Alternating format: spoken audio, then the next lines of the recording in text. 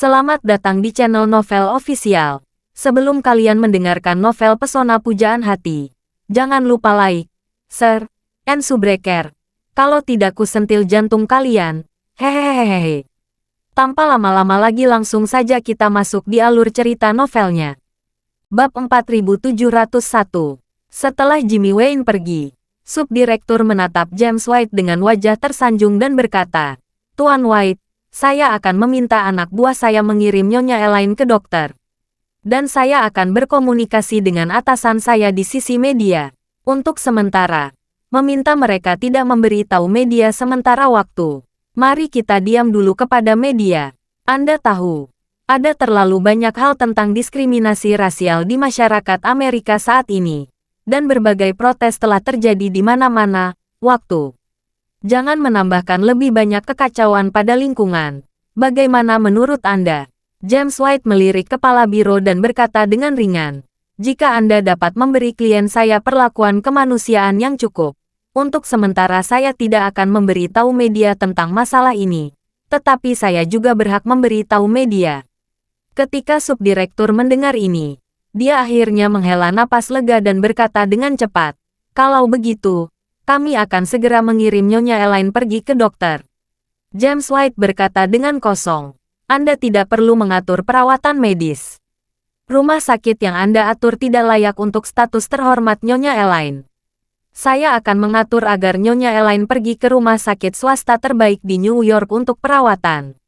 Kepala cabang berkata dengan malu, "Tuan White, Departemen Kepolisian kami tidak memiliki anggaran yang begitu tinggi untuk mengatur tersangka pergi ke rumah sakit swasta terkemuka untuk perawatan medis." James White mendengus dengan nada menghina dan berkata dengan ringan, "Semua biaya pengobatan Nyonya Elaine tidak perlu Anda khawatirkan. Semuanya ditanggung oleh klien saya." Kepala cabang merasa gugup untuk beberapa saat, dan berpikir dalam hati, menurut apa yang dikatakan Mad Dog White, dia pasti dipercayakan oleh orang lain untuk membantu Elaine keluar dari kejahatan. Dan kliennya pasti orang kaya dan berkuasa. Apakah benar-benar ada orang besar yang sangat kuat di belakang Elaine? Memikirkan hal ini, dia merasa lebih gelisah di dalam hatinya, sehingga dia hanya bisa mencibir dan berkata, "Tuan White, sesuai dengan peraturan, bahkan jika Anda mengatur Nyonya Elaine pergi ke rumah sakit lain, kami harus mengirim petugas polisi untuk menemaninya. Anda juga tahu bahwa Nyonya Elaine saat ini masih tersangka kriminal dalam arti hukum, dan kami tidak bisa membiarkannya hilang dari pandangan kami." James White berkata dengan dingin, "Saya tidak perlu Anda mengingatkan saya tentang akal sehat hukum yang paling mendasar ini. Anda sebagai petugas polisi, sebagai pembela keadilan dan hukum, secara terbuka mencemooh ketentuan hukum dan kesucian hak asasi manusia. Sangat mengecewakan." Wajah kepala cabang menjadi merah dan putih, dan dia berkata dengan malu, "Kritik Tuan White sangat tepat, dan saya pasti akan mendesak bawahan saya untuk menyingkirkan kebiasaan buruk sebelumnya." James White mengabaikannya, tetapi memandang Elaine dan berkata dengan lembut dalam bahasa Mandarin, "Nyonya Parker, saya akan membawa Anda ke rumah sakit. Saya akan mengatur bangsal tunggal terbaik untuk Anda di rumah sakit. Itu akan memberi Anda lingkungan terapeutik yang sebanding dengan hotel bintang 5. Ketika Elaine mendengar ini, dia merasa lega dan berkata dengan cepat, "Oh, terima kasih banyak, Tuan Pengacara." James White berkata dengan sangat serius, "Nyonya Elaine, saya akan menjadi pengacara pribadi Anda dan asisten pribadi Anda mulai sekarang. Anda tidak perlu terlalu sopan kepada saya." Elaine tidak pernah berpikir bahwa James White, yang bisa menakut-nakuti seluruh kantor polisi dengan wajah pucat, akan begitu sopan pada dirinya. Dia tidak bisa menahan desahan dalam hatinya. "Aku tidak pernah menyangka, menantu saya yang baik, Charlie, akan begitu kuat. Bahkan di New York, dia dapat memiliki jaringan yang begitu kuat, dan itu diatur untuk saya hanya dengan satu panggilan telepon. Pengacara ini sangat kuat, sepertinya aku bisa keluar." Pada saat ini, James White melanjutkan, "Omong-omong, Nyonya Elaine, setelah Anda tiba di rumah sakit, kebebasan pribadi Anda mungkin dibatasi di bangsal. Karena polisi akan mengikuti kita ke sana, dan saya harap Anda tidak keberatan." Elaine berkata tanpa ragu, Saya tidak keberatan. Tentu saja saya tidak keberatan.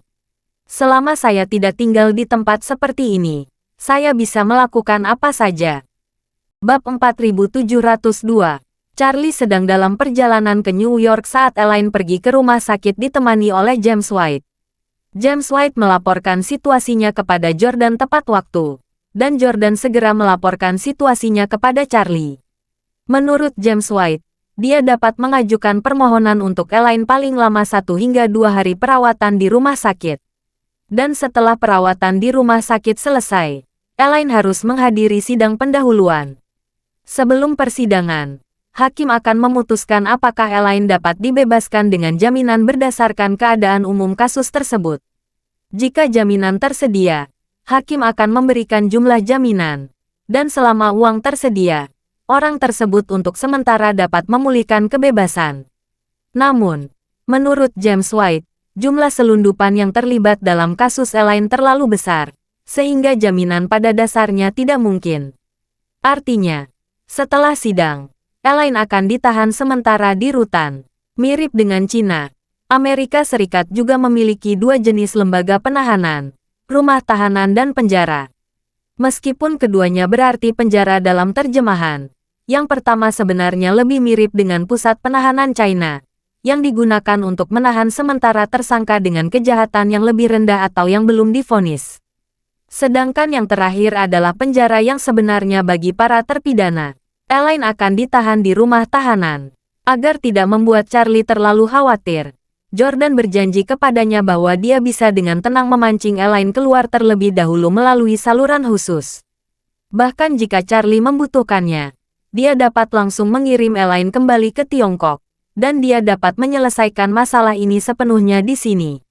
Namun, Charlie menolak kebaikannya. Di satu sisi, Charlie tidak ingin istrinya merasa bahwa kemampuannya terlalu besar. Di sisi lain, dia juga berharap Elaine masuk dan memiliki ingatan yang baik. Terakhir kali dia memasuki pusat penahanan, Elaine ingat bahwa dirinya tidak bisa begitu saja mencuri barang orang lain, terutama kartu bank orang lain. Namun pengalaman memasuki pusat penahanan hanya memberinya pelajaran ini, dan itu tidak membantunya.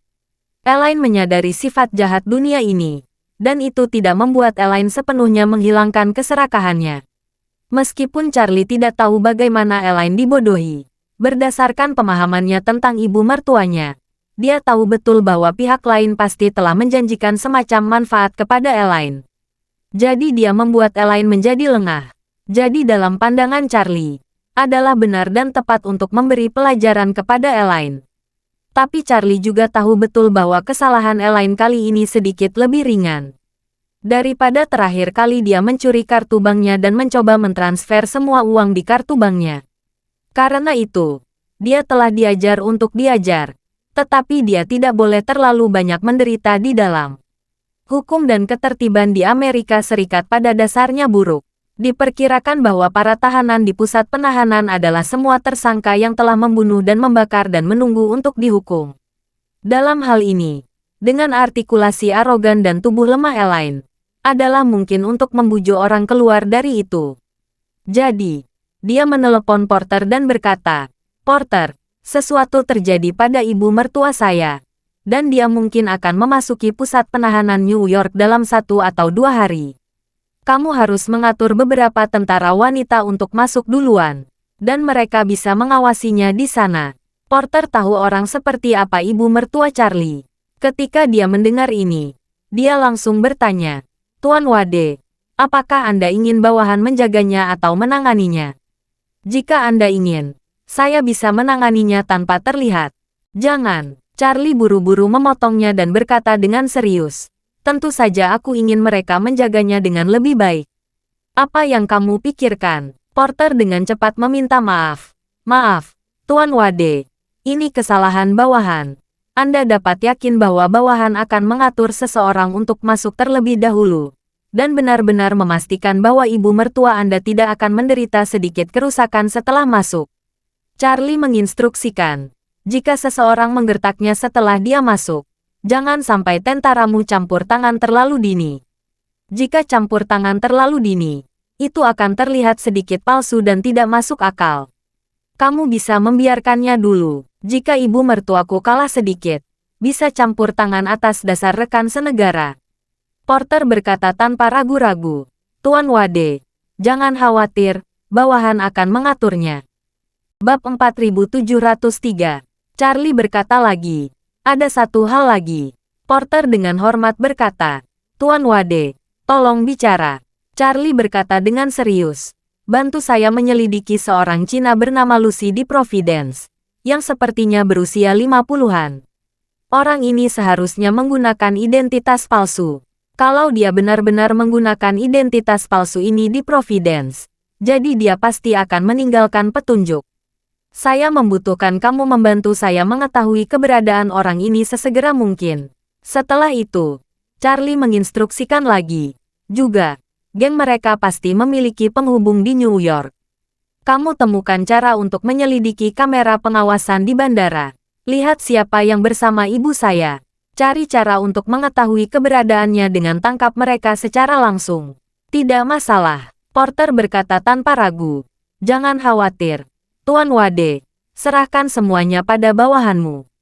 Charlie tahu betul dalam hatinya bahwa Lucy pasti akan memantau setiap gerakan Elaine. Elaine ditangkap. Dia sudah kehilangan kontak dengannya. Jadi dia akan waspada dan menyadari bahwa Elaine memiliki kecelakaan. Dalam hal ini, mereka akan segera pindah dari tempat mereka tinggal dalam waktu sesingkat mungkin. Oleh karena itu, sangat tidak mungkin dia pergi ke Providence untuk menemukan Lucy sekarang. Orang-orang di Istana Wanlong hanya dapat menemukannya di sepanjang petunjuk yang dia tinggalkan. Adapun kontak person Elaine di New York, tidak peduli apakah Elaine mengalami kecelakaan atau tidak, dia akan melarikan diri dari TKP sesegera mungkin. Sehingga kemungkinan menangkap seseorang dengan segera sangat tipis. Oleh karena itu, masalah ini secara keseluruhan tidak dapat diburu-buru. Hanya dapat dilakukan dengan mencari cara untuk menangkap orang sambil memastikan bahwa Elaine tidak akan memiliki insiden besar di dalam. Ketika semua petunjuk terungkap di Istana Wanlong, dan kemudian pelakunya diadili satu persatu, kecurigaan pada Elaine secara alami akan hilang. Dan pada saat itu, dia akan bisa mendapatkan kembali kebebasannya. Saat ini, sebuah pickup Ford dengan cepat melaju menjauh dari Providence menuju Seattle. Duduk di dalam mobil adalah Lucy dan 4 orang yang disebut anggota keluarganya. Pengemudinya adalah Killer, yang memerankan putra Lucy. Dan Lucy, yang duduk di co-driver saat ini, berkata dengan marah, keberuntungan Elaine ini terlalu buruk. Saya pikir kalaupun dia mengalami kecelakaan, seharusnya mengalami kecelakaan setelah tiba di Hong Kong. Bajingan, saya benar-benar tidak berpikir bahwa orang idiot seperti dia akan mengalami kecelakaan bahkan di Amerika Serikat. Killer berkata dengan malu. Bibi Martha, sejujurnya, saya selalu berpikir bahwa Elaine ini tidak dapat diandalkan. Bukan karena dia akan menipu kita, tapi saya pikir Jalang ini sangat sombong. Orang sombong seperti dia memiliki medan magnet alami di tubuh mereka. Lucy bertanya dengan wajah dingin. Medan magnet alami apa? Killer berkata, ini adalah jenis medan magnet yang rentan terhadap kecelakaan. Misalnya, jika 10.000 orang berjalan di jalan, dan sebuah batu bata jatuh dari langit, kemungkinan mengenai 9.999 orang lainnya adalah 50%. Dan kemungkinan 50% sisanya adalah untuk mengenainya. Lucy berteriak dengan tajam. Untuk apa aku mengajakmu di sini? Apa yang kamu lakukan? Elaine datang untuk makan malam terakhir kali. Mengapa kamu tidak mengatakan apa-apa setelah dia pergi? Dan sekarang kamu sok tahu. Kalau kamu tertabrak dan terbunuh oleh mobil saat berjalan suatu hari, lalu saya mengatakan bahwa saya tahu kamu akan ditabrak mobil. Apakah itu akan membuat kamu hidup kembali? Apa gunanya berbicara omong kosong? Melihat kemarahan Lucy, Killer segera menciutkan lehernya. Maaf, Bibi Martha, aku tidak bermaksud. Lucy bahkan tidak repot-repot melihatnya. Dia mengeluarkan ponselnya, mengeluarkan kartunya, dan kemudian melemparkan telepon keluar jendela. Setelah itu, Lucy berkata kepada Killer, maju 20 km lagi, lalu belok ke selatan. Killer bertanya dengan heran, Bibi Martha, Bukankah kita akan pergi ke Seattle untuk menghindari pusat perhatian? Apa yang kamu lakukan ke selatan? Lucy berkata dengan dingin. Saya akan pergi ke Meksiko. Masalah Elaine sudah gagal total. Dan masalah putra Sister Zerbe. Tidak boleh ada kesalahan lagi. Bab 4704. Ketika Charlie bergegas kembali ke New York, hari sudah malam. Karena Kathleen dengan ramah mengundangnya untuk tinggal di rumah keluarga Fox sebelum Charlie tiba, Charlie setuju. Bahkan jika dia menginap di hotel, ada banyak ketidaknyamanan. Relatif nyaman untuk tinggal di rumah keluarga Fox untuk sementara. Ketika helikopter tiba, keluarga Fox keluar dengan rapi untuk menyambut dirinya lagi. Itu masih dipimpin oleh Jordan dan Kathleen, menunggu kunjungan Charlie lagi. Begitu mereka bertemu, Jordan melangkah maju dengan dukungan Kathleen, dan berkata dengan sangat hormat, "Tuan Wade, perjamuan sudah disiapkan. Saya yakin Anda belum makan. Bagaimana kalau kita ke ruang makan dan makan bersama?" Setelah Charlie mengantarkan Elaine di sore hari, dia belum makan. Ketika Jordan mengingatkannya, dia merasa lapar. Dia mengangguk dan berkata, "Terima kasih Tuan Fox karena begitu bijaksana. Maka saya akan tidak sopan." Jordan berkata dengan cepat, "Tuan Wade, Anda terlalu sopan. Inilah yang harus saya lakukan." Setelah itu, dia berkata kepada Charlie lagi, "Ngomong-ngomong, Tuan Wade, jika Anda ingin ketenangan, saya dan Kathleen saja yang menemani Anda makan. Bagaimana menurut Anda?" "Oke." Charlie mengangguk dan berkata, "Lebih baik jika ada lebih sedikit orang. Kita makan sederhana, dan tidak perlu terlalu rumit." Jordan sedikit mengangguk dan berkata dengan hormat, "Tuan Wade, silakan datang ke sini." Keluarga Fox lainnya menyaksikan mereka bertiga memasuki villa, dan kemudian mereka bubar satu persatu. Sementara Charlie, ditemani oleh Jordan dan Kathleen, datang ke restoran villa utama. Pada saat ini, ada perjamuan mewah di ruang makan. Setelah Jordan mengundang Charlie untuk duduk, dia berkata dengan hormat, "Tuan Wade, saya sudah berkonsultasi dengan pengacara tentang urusan ibu mertua Anda. Menurut pengacara, jika Anda dapat menangkap dalang di balik layar, maka masalah ini dapat diselesaikan dengan mudah. Keluarga Fox dianggap sebagai kekuatan di New York. Apakah Anda ingin saya mengirim seseorang untuk menyelidiki dan menangkap dalang sesegera mungkin?" Charlie tersenyum sedikit dan berkata dengan acuh tak acuh, "Saya sudah menginstruksikan Porter untuk menyelesaikan masalah ini. Anda tidak perlu khawatir tentang itu, Tuan Fox." Jordan tiba-tiba menyadari, dan dengan cepat berkata, "Jika Porter turun tangan, masalah ini pasti bisa diselesaikan dengan lebih baik, dan saya dapat yakin." Bab 4705. Charlie mengangguk, mengingat sesuatu, dan bertanya kepadanya, "Tuan Fox, sejauh yang Anda tahu, apakah ada banyak seseorang yang menyakiti rekan senegaranya di Amerika Serikat tahun-tahun ini?" Jordan tersenyum canggung dan berkata dengan serius, "Banyak, mengapa tidak banyak? Pada kenyataannya, hal semacam ini selalu umum di Amerika Serikat." Setelah mengatakan itu, Jordan berkata lagi, "Tentu saja, bukan hanya rekan-rekan Cina kita yang berada dalam situasi ini. Faktanya, orang-orang dari semua negara sama saja." Setelah jeda, Jordan menjelaskan, "Anda juga tahu bahwa karena Amerika Serikat adalah negara imigran, populasi di sini sangat kompleks. Ada banyak etnis minoritas, dan etnis minoritas ini, karena pendatang baru dan hambatan bahasa, sering terkendala dua hal ekstrim.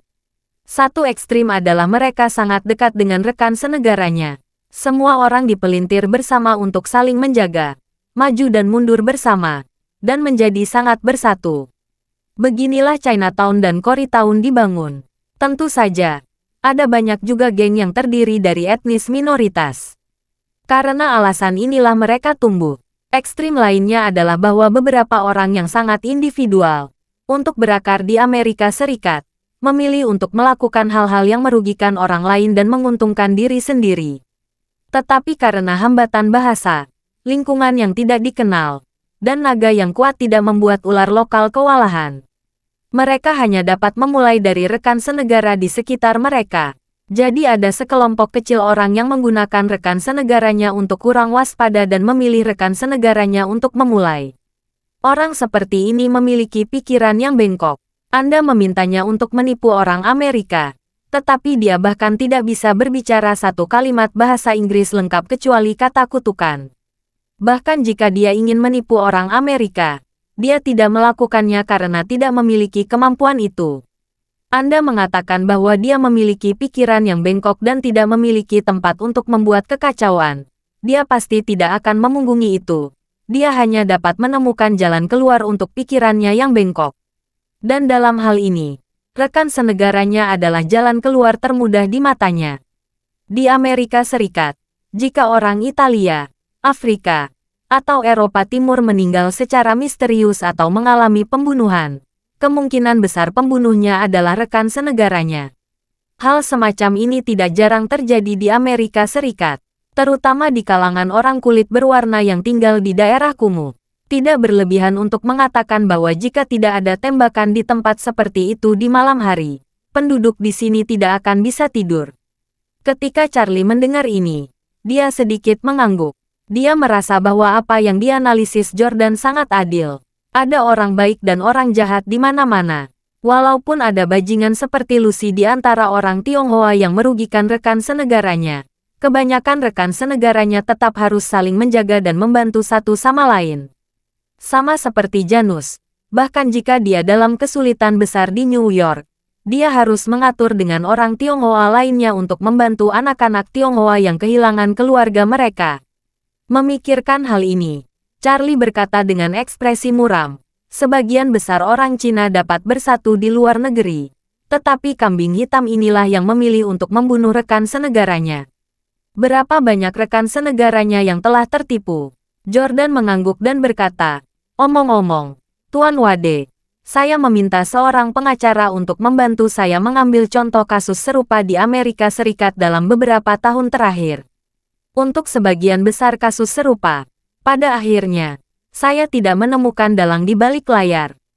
Kebanyakan dari mereka adalah pembawa yang tidak diketahui dan akhirnya dihukum. Dan di antara mereka yang ditangkap, tidak hanya ada orang Cina, tetapi juga orang Jepang, Korea, dan orang-orang dari negara lain. Seharusnya ada banyak orang dari organisasi kriminal di balik ini. Charlie bertanya kepadanya, apakah polisi Amerika menemukan dalang di baliknya? Bab 4706.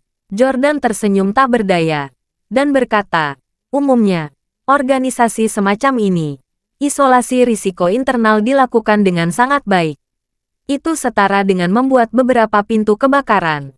Jika api diblokir, mereka akan mengembangkan kembali downline periferal. Jika mereka tidak dapat menghentikannya, mereka akan menutup pintu api kedua sampai dapat diblokir.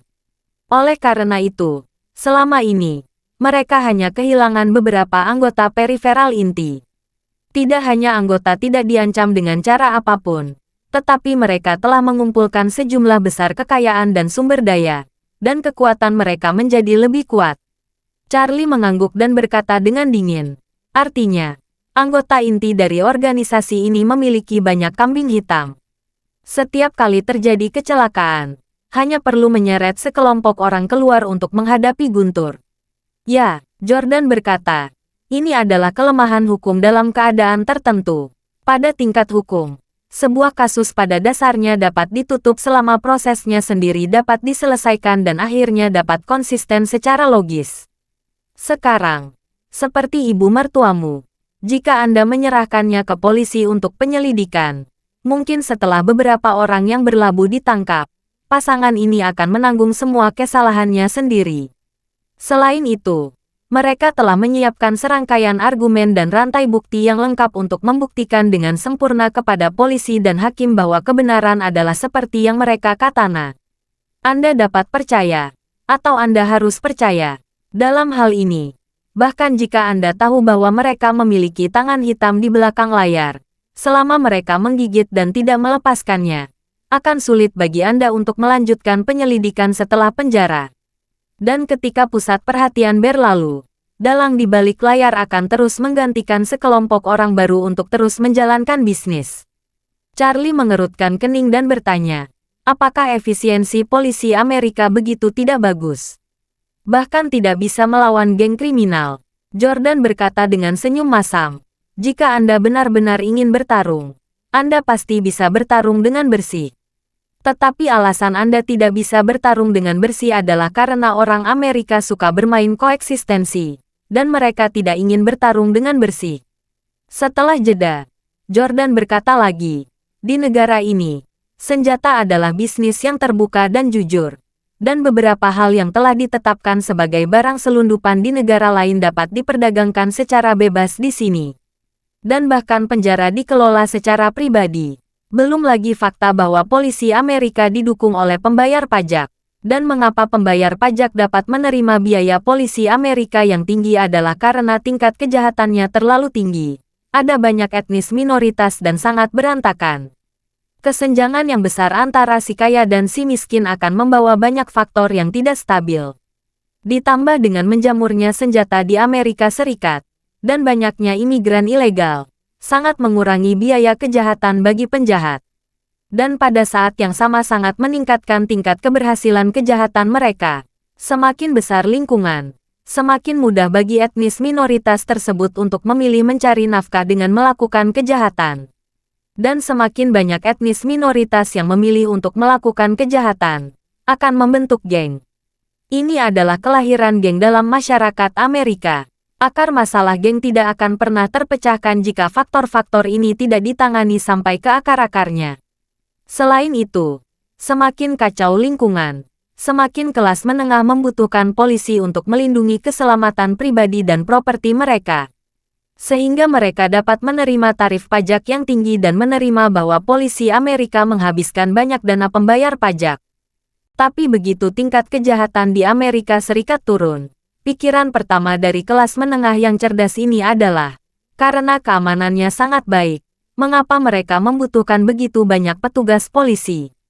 Petugas polisi ini diberi makan dan diberi pakaian dengan uang mereka. Jika uang yang mereka keluarkan bisa ditabung, jalan pulang dan pulang kerja bisa diperbaiki lebih baik, reformasi asuransi kesehatan bisa lebih manusiawi, dan mengapa tidak menabung pajak ini, agar pendapatan keluarga bisa meningkat secara tersamar. Setelah mengatakan ini, Jordan tersenyum dan berkata, jadi di negeri ini, senjata dan geng sangat diperlukan, dan mereka tidak akan pernah dihilangkan. Ketika Charlie mendengar ini, dia mengangguk dengan sungguh-sungguh. Dia tidak tahu banyak tentang Amerika Serikat, tetapi analisis Jordan membuatnya memahami logika yang mendasarinya. Jadi dia berkata, karena polisi Amerika tidak melakukan apa-apa, maka saya akan memanggil satu untuk menunjukkan kepadanya. Saya tidak peduli berapa banyak geng yang ada di Amerika Serikat, tetapi geng ini yang mengkhususkan diri dalam mencelakai rekan senegaranya. Saya harus mencabutnya. Bab 4707. Efisiensi penyelidikan Istana Wanlong sangat tinggi. Hanya dalam satu malam, mereka memiliki gagasan yang jelas tentang apa yang terjadi. Porter menelepon Charlie dan melaporkan secara rinci. Tuan Wade, menurut penyelidikan bawahan saya, wanita Tionghoa yang telah menjalin hubungan dengan ibu mertua Anda di Providence tidak bernama Lucy. Nama aslinya Martha Yorker. Martha, Charlie mengerutkan kening dan bertanya, apa asal-usul Martha ini? Porter berkata, Martha ini datang ke Amerika Serikat dengan menyelundupkan kesepian lebih dari 20 tahun yang lalu. Awalnya, dia berharap bisa bekerja di Amerika Serikat untuk mendapatkan uang, membangun rumah untuk kedua anak dan bisa menikahi seorang istri. Dia menghabiskan tabungan keluarganya untuk menyelundup. Setelah tiba di Amerika Serikat, dia mengubah namanya menjadi Sally Huang, dan bekerja sebagai pengasuh untuk keluarga Tionghoa di pecinan setempat. Dia menggunakan nama samaran karena penyelundup yang membawanya ke Amerika Serikat mengatakan kepadanya bahwa ketika orang kulit hitam berada di Amerika Serikat, tidak ada yang bisa memberitahu siapapun tentang identitas aslinya. Dalam hal ini, dia akan menghasilkan uang di Amerika Serikat.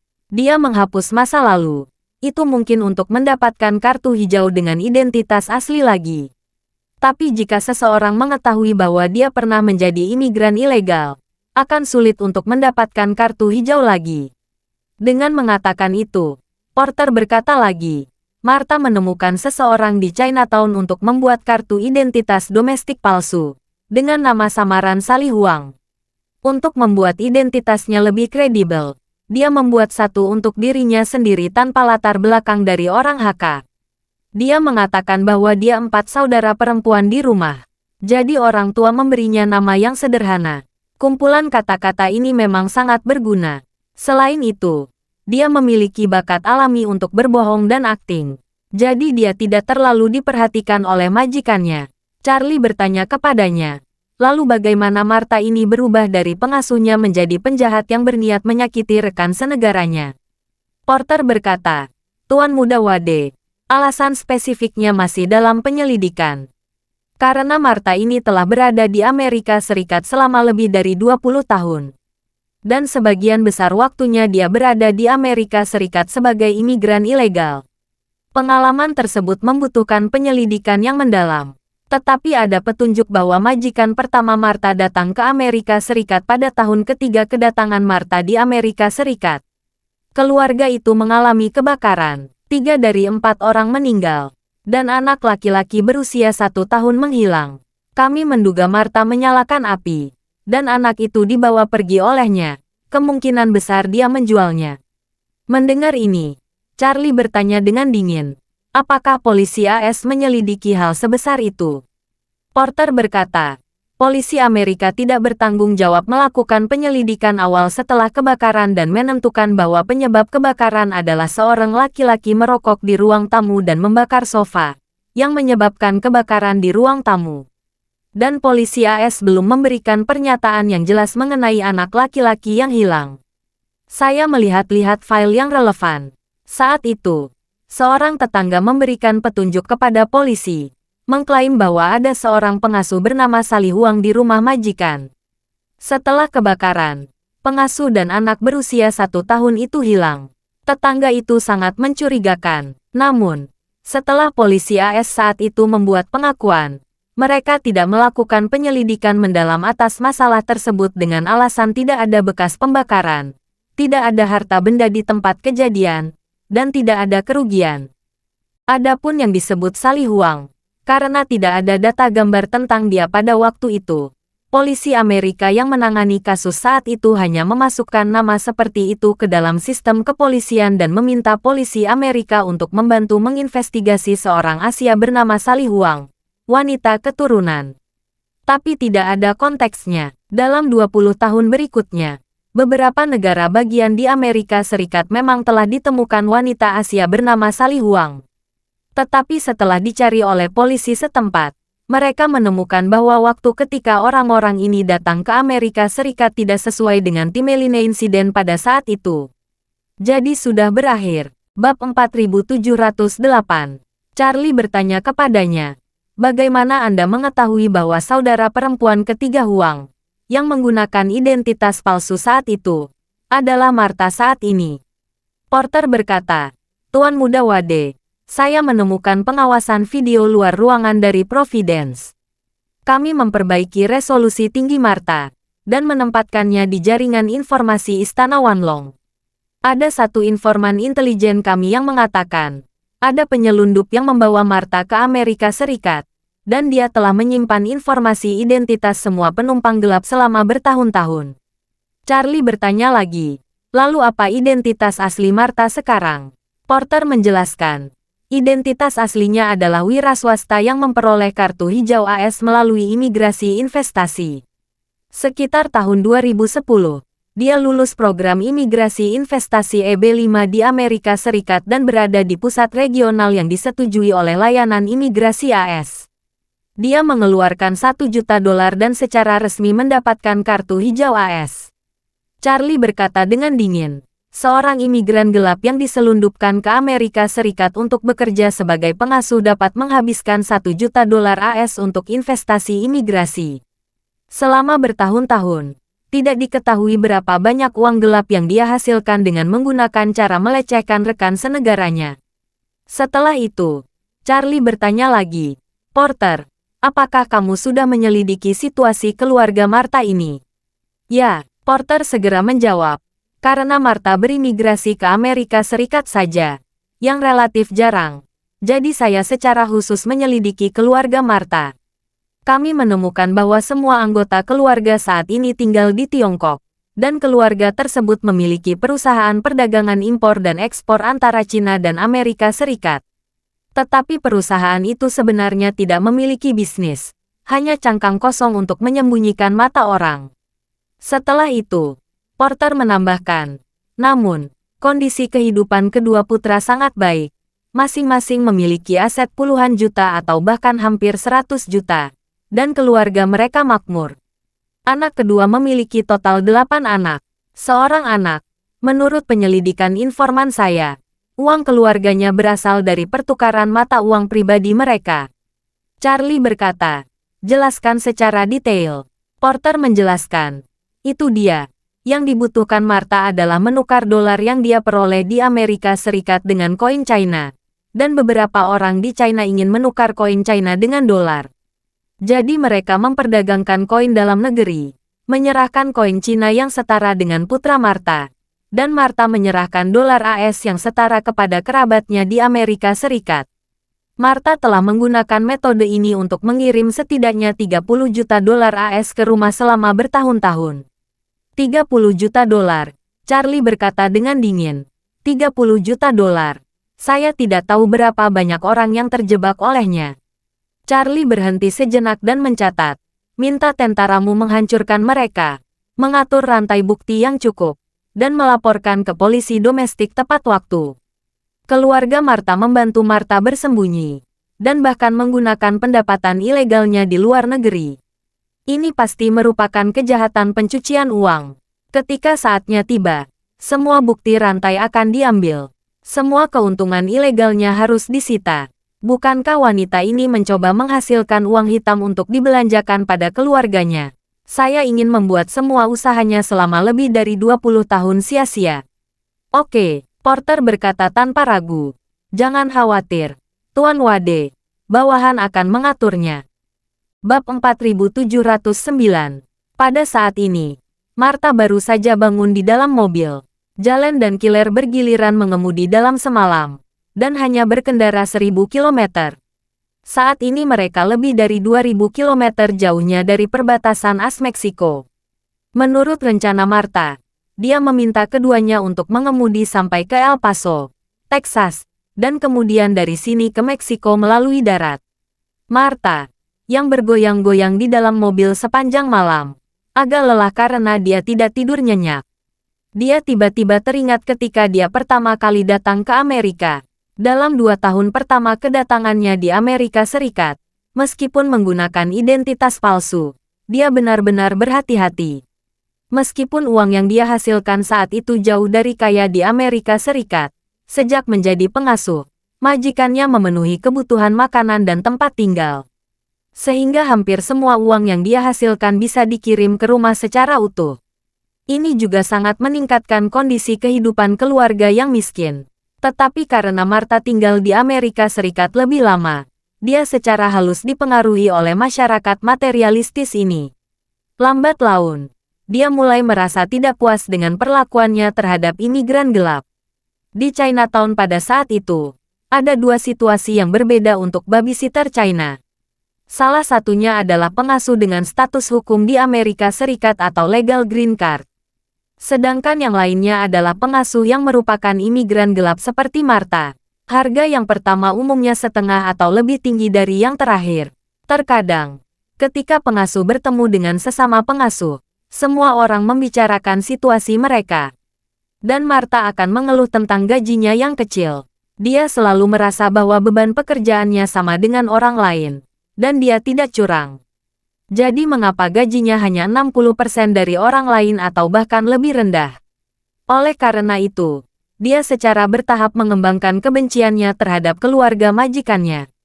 Dan selalu merasa bahwa majikannya sengaja menindas dirinya, seorang wanita miskin yang meninggalkan suaminya dan meninggalkan kampung halamannya. Namun, Martha mengabaikan kenyataan yang sangat sederhana. Majikannya bersedia mengambil risiko mempekerjakan dirinya, seorang imigran ilegal, karena harga imigrasi ilegal itu sendiri relatif rendah. Mengingat kondisi mereka sendiri yang terbatas, pengusaha harus membuat pilihan seperti itu. Jika harga dua orang sama, semua pengusaha tidak akan mempertimbangkan yang terakhir. Sebagian besar imigran gelap juga dapat memahami kebenaran ini, tetapi Martha tidak berpikir demikian. Dia tidak menyadari adanya gambaran antara dirinya dan pengasuhnya yang sah. Dia hanya terus mengumpulkan kekesalannya di dalam hatinya, dan bahkan secara bertahap meningkat menjadi kebencian. Pada tahun ketiga kedatangan Martha di Amerika Serikat, terjadi kebakaran di rumah majikannya. 3 orang dari keluarga majikannya menjadi korban. Pasangan muda berusia 30-an dan putri sulung mereka, yang berusia 5 tahun meninggal. Dan putra bungsu mereka yang saat itu berusia di bawah 1 tahun, hilang dalam kebakaran. Api itu berasal dari tangan Martha. Setelah Martha membakar, dia membawa bayi majikannya ke kota lain di Amerika Serikat. Sebagai perantara, dia menjual anak itu seharga $30.000 kepada pasangan Cina berusia 40-an yang tidak memiliki anak. Bab 4710. Saat itu, transaksi ini jauh melebihi harga pasar lokal, dan pembeli selalu tertarik dengan harga tinggi. Tapi Martha sangat pintar, dia bisa melihat harapan putus asa pasangan itu untuk seorang anak, dan juga melihat bahwa bayi berusia 1 tahun itu mirip dengan sang suami. Jadi dia menggambarkan penampilan anak itu kepada pasangannya berdasarkan fitur wajah anak itu, mengatakan bahwa saat anak itu tumbuh pasti akan sangat mirip dengan sang suami. Selain itu, Martha yang cerdik juga mencapai titik sakit yang paling mengharukan. Karena mereka mirip, selama mereka membawa anak itu untuk tinggal di tempat lain. Dan ketika anak itu tumbuh, tidak ada yang akan curiga bahwa anak itu bukan anak asli mereka. Bahkan jika membawanya ke kampung halaman di China dalam 3 atau 5 tahun, tidak ada yang akan curiga jika mengatakan anak itu adalah anak kandung mereka. Selain itu, dia juga memberi tahu pasangan itu bahwa, tidak seperti anak angkat, anak yang dibawanya belum berusia 1 tahun dan tidak akan pernah memiliki ingatan tentang orang tua aslinya ketika dia dewasa. Dalam kata-kata Martha, selama mereka membeli anak ini, keluarga akan dipertahankan dalam 1 langkah. Jadi, pasangan yang dibujuk itu membeli anak itu dengan $30.000, sedangkan Martha mendapat $25.000.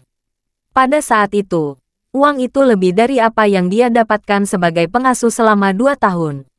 Sejak itu, Martha telah memulai jalan jahat menghasilkan uang cepat. Pada tahun-tahun awal, dia menggunakan berbagai identitas untuk memilih keluarga Tionghoa yang memiliki bayi. Kemudian, dengan popularitas internet, banyak keluarga Tionghoa tidak berani mempekerjakan imigran ilegal sebagai mengasuh anak. Sehingga Martha mengubah kariernya dan memulai bisnis lain. Selama bertahun-tahun, Martha telah menghasilkan banyak uang. Kedua putranya tinggal di villa besar dan mengendarai mobil mewah. Kedelapan cucunya juga sehat. Mereka menikmati kemegahan yang rimbun. Karena dia sudah terlalu lama jauh dari rumah dan memiliki banyak cucu, Martha semakin ingin kembali ke Tiongkok untuk bersatu kembali dengan keluarganya lebih awal. Dengan demikian, bahkan jika mereka adalah orang jahat, mereka sendiri harus pensiun untuk mengurus diri mereka sendiri. Dan dia sekarang semakin bersemangat untuk pensiun. Tetapi Martha juga menyadari bahwa tidak ada satupun kata dari kedua anak yang pintar. Mereka tidak memiliki keterampilan nyata selain menghabiskan uang dan bermain dengan wanita. Dan suaminya hanya dari seorang petani. Dan dia tidak memiliki hubungan selama 20 tahun. Kehidupan pernikahan mereka tidak memiliki kesamaan. Dalam analisis terakhir, seluruh keluarga, seorang suami, 2 putra, 2 menantu perempuan dan 8 cucu, tidak memiliki kemampuan untuk menghasilkan uang. Mereka mengandalkan penghasilannya di Amerika Serikat untuk menikmati kehidupan yang baik. Begitu dia pensiun, seluruh keluarga akan memasuki tahap duduk dan makan. Jadi bagi Martha, bagaimana mengumpulkan lebih banyak uang sebelum pensiun sesegera mungkin telah menjadi hal yang paling mendesak saat ini. Awalnya, dia berpikir bahwa setelah bisnis airline sukses, ditambah pesanan besar dari Meksiko, dia bisa mendapatkan setidaknya $200. Dan dia mendekati kesuksesannya. Tapi dia tidak pernah membayangkan bahwa sesuatu terjadi pada airline. Jadi, Untuk menghindari perhatian utama pada waktu sementara dan untuk memastikan bahwa bisnis di Meksiko tidak mengganggu, dia memutuskan untuk pergi ke Meksiko secara langsung. Setelah urusan di Meksiko selesai, dia akan kembali dengan identitas lain. Pada saat itu, Lucy tidak akan ada lagi di lingkaran Cina. Sebaliknya, dia akan memiliki identitas lain. Memikirkan kembali hal ini, Martha tidak bisa menahan diri untuk tidak menghela nafas, dan pada saat yang sama mengambil keputusan di dalam hatinya. Setelah kembali dari Meksiko kali ini, saya akan mengubah identitas saya lagi dan mencoba yang terbaik untuk menghasilkan banyak uang. Dan saya akan meninggalkan Amerika Serikat dan tidak akan pernah kembali. Saat dia mengatakan itu, dia mengeluarkan ponselnya dan memperlihatkan foto-foto cucunya. Dan keyakinannya untuk menghasilkan uang tiba-tiba menjadi lebih kuat. Terima kasih sudah mendengarkan cerita novel Pesona Pujaan Hati. Sampai jumpa di novel selanjutnya.